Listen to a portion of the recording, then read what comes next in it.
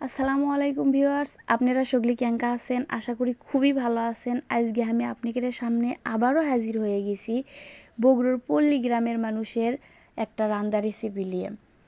আর এই রেসিপির নাম হচ্ছে সাদা বিরিয়ানি। আমার এলাকার মানুষ বিয়ের বাড়িতে ক্যাঙ্কা করে আর ঈদের দিনে ক্যাঙ্কা করে এই বিরিয়ানি রান্ধতে খায়। আমি আজকে ভিউয়ার্স আজকে সেটাই আপনি করক দেখামো এই বিরিয়ানি ক্যাঙ্কা করে মানুষ রান্ধে। তার আগে আপনাদের কাছে অনুরোধ, যারা আমার চ্যানেল দেখেন বা দেখেছেন এখনও সাবস্ক্রাইব করেননি, অবশ্যই আমার চ্যানেলটি সাবস্ক্রাইব করে দেবেন আর পাশে থাকা বেল আইকনটি অবশ্যই ক্লিক করে দেবেন, যাতে করে আমি আবার কোনো নতুন ভিডিও বানালে সাথে সাথে আপনারা তার নোটিফিকেশন পাইয়ে যান। আজকে আমি আপনাদের দেখামো কি কি উপকরণ দিয়ে এই সুন্দর বিরিয়ানি, পল্লী গ্রামের বিরিয়ানি রান্দা লাগবি। ভিউয়ার্স, কোনো ঝুর ঝামেলা ছাড়াই হাতের কাছে ঘরের মধ্যে থাকা খুব ইজি, খুব সহজ জিনিস দিয়ে আপনারা এই বিরিয়ানি রান্ধে নিয়ে মেহমানের সামনে পরিবেশন করতে পারবেন। কোনো দুধ বাটার ঘি ছাড়াই আমি আপনাদেরক সয়াবিন তেল দিয়ে আর ফুটন্ত গরম পানি দিয়ে রান্ধে দেখামো একটা সুস্বাদুকর হোটেল ফেল। হোটেলও তো এত সুন্দর করে বিরিয়ানি রান্ধে না। আপনারা বিশ্বাস না হয় আমি আজকে দেখাচ্ছি, এইভাবে দেখে রান্ধে খাইয়ে দেখবেন। যদি হোটেলের চেয়ে বেশি মজা না লাগছে, মানে সামান্য উপকরণ দিয়ে, আমি কিন্তু আবার কন্যা যান যে গল্প দিচ্ছে বেশি বেশি, আমি কিন্তু কম উপকরণ দিয়ে যেরকম স্বাদ হয় সেটার কথাই করছি। এখন দেখেন আমি চুলের উপরে কড়াই বসে থুয়ে দিছি আর তেল দেখেছেন আমি বেরেস্তা ভেজে লিছি, তাই এর মধ্যে তেল আমি সেই জন্যে আর তেল দিচ্ছি না।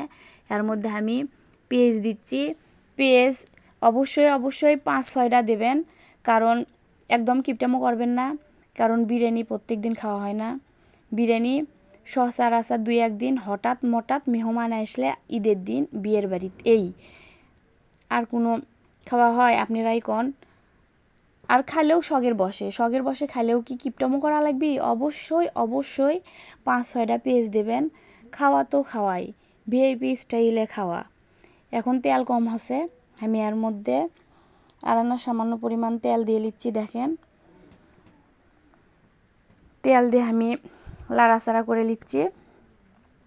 লাড়াচাড়া করে নিয়ে যখন এটার কালার লাল হয়ে আসবি, এই যে দেখেন লাল হয়ে যাচ্ছে, এখন আমি এর মধ্যে চাউল দেবো। একবারে বেশি লাল করবার যান না, শেষে খাওয়ার সময় আবার তেতোর মতো একটা স্বাদ লাগবে। এখন এর মধ্যে আমি চাউল দেবো। এই যে দেখেন চাউলগুলো আমি আগেই ধুয়ে থুয়ে দিয়েছিনো, এই কারণে পানিগুলো একবারে নিংড়ে ঝরঝরে হয়ে গেছে। আপনারাও এইভাবে চাউলগুলো আগেই ধুয়ে এরকম ডালা থুয়ে দেবেন, দিয়ে এভাবে কড়াইয়ের মধ্যে ঢেলে নেবেন। আমি এগুলো তেলের সাথে মিশে নিচ্ছি। তেলের সাথে মিশিয়ে এখন আমি এর মধ্যে উপকরণ দেবো। কি কি উপকরণ দিচ্ছি আপনারা খেয়াল করেন, দেখেন হাতের কাছে খুব ইজি উপকরণ।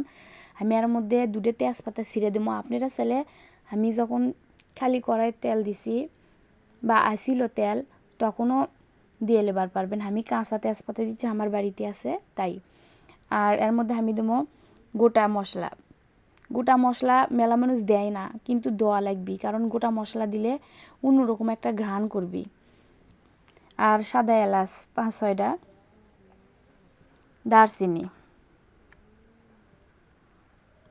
আর দেবেন বা আমি দিচ্ছি 1 চামচ পরিমাণ জিরা বাটা, আর আদা রসুন বাটা 2 চামচ পরিমাণ। আপনারা আদা রসুন একসাথে বেটে লেবার পারবেন, আমি একসাথে বেটে লিছি। সমস্যা নাই, আপনারাও লেবার পারবেন এইভাবে।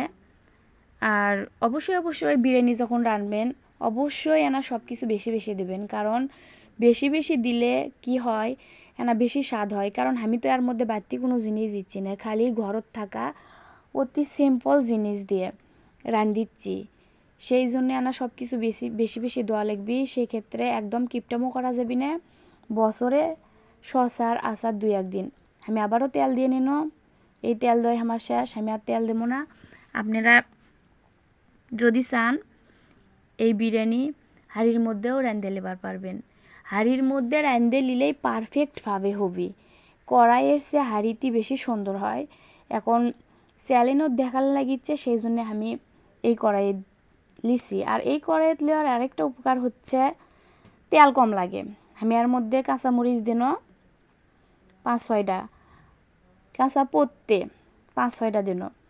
আপনারাও এরকম কাঁচা পত্তে দিয়ে নেবেন 5-6টা, একদম চিড়ে নেবেন না। চিড়ে নিলে ঝাল লাগবি, ঝাল লাগলে স্বাদ লাগবি না, মজা লাগবি না। আপনারা এইভাবে গোটা কাঁচা পত্তে দিয়ে নেবেন। আর কাঁচা পত্তে কি আপনারা তো জানেনই, বগুড়ার চ্যালেঞ্জ যদি দেখে থাকেন। আমি এর মধ্যে পানি দিব 3 মগ। আপনারা অবশ্যই সগলি লুডুস খান, ওই লুডুসের সাথে একটা মগ ফ্রি থাকে, ওই মগের 3 মগ।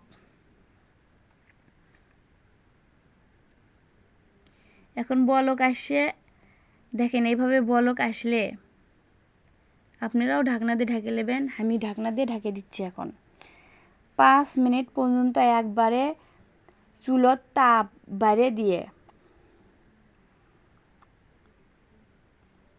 দিয়ে আমি এই যে চাউলগুলো ফুটে লিছি। আপনারা চাইলে এর চেয়ে কম পানি দিয়ে আস্তে আস্তেও ফুটে নেবার পারবেন।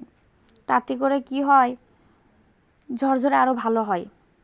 আমি একবারে তাড়াতাড়ি করে নিন, সমস্যা নাই, আমারগুলোও ঝরঝরে হবে। আমি এর মধ্যে লবণ দিন, ওই যে তখন লবণ দিইনি সেই লবণগুলো এখন দিন, বাদাম দিচ্ছি।